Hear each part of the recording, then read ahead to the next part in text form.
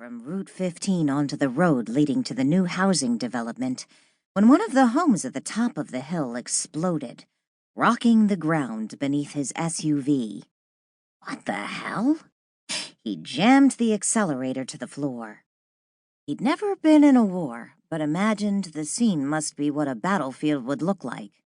One house in the development was leveled. Splintered 2x4s were scattered across the lot like toothpicks. Smaller bits of debris, swirling on the superheated air currents, continued to rain down over the equivalent of a city block. Flames and smoke licked the blue sky. The vinyl siding on the two houses closest to the explosion dripped down the exterior walls like candle wax. People, the neighbors, Pete assumed, stumbled around the wreckage.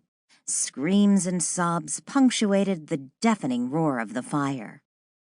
A Vance Township fire engine was parked 2 houses away from the conflagration.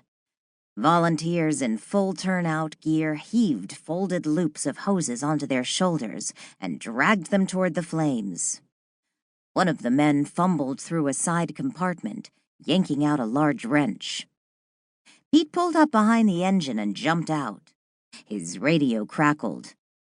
"Chief? Chief Adams, are you there?" So much for proper radio procedure. He paused and keyed the mic clipped to his shoulder.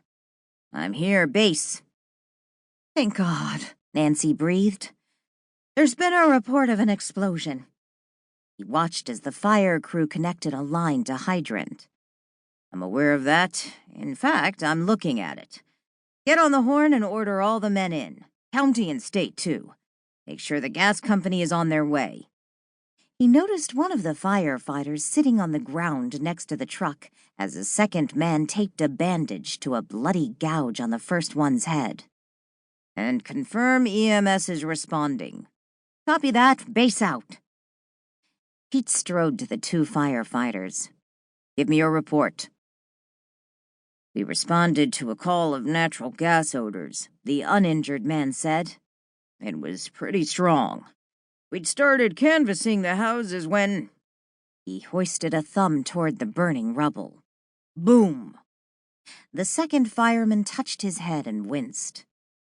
"Thank the good Lord we parked here. If we'd pulled up a little farther." "Injuries?" Pete nodded at the man on the ground. "Besides you, I mean. Unknown. No one has come to us, but our guys haven't had time to check on the neighbors." "How about the house?" Pete dreaded the answer to his next question. "Anyone inside?" "We don't know." The standing firefighter reached down and helped his buddy to his feet. "But we have more manpower on the way."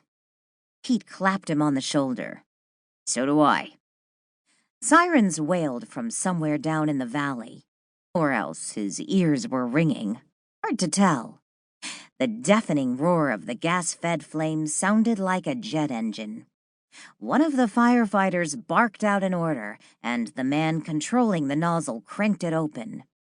The hiss of pressurized water added to the commotion. Pete headed toward a group of bystanders and searched for a familiar face.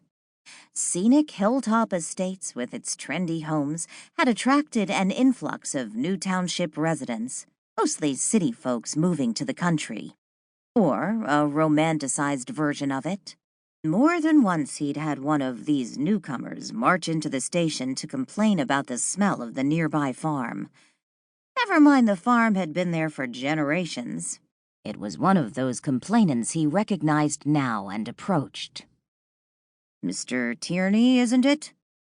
"Yes." Glassy-eyed, the man tugged at the collar of his polo shirt. "Stephen Tierney."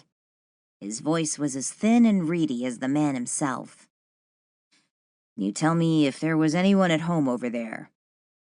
Tierney looked around at the other bystanders, then at the fire. "Over there? No, the place was vacant. The former owners, defaulted. The bank evicted them a month ago. The house was supposed to go up for sheriff's sale pretty soon." He ran shaking fingers through his short-cropped hair. He dug his notebook and pen from his pocket.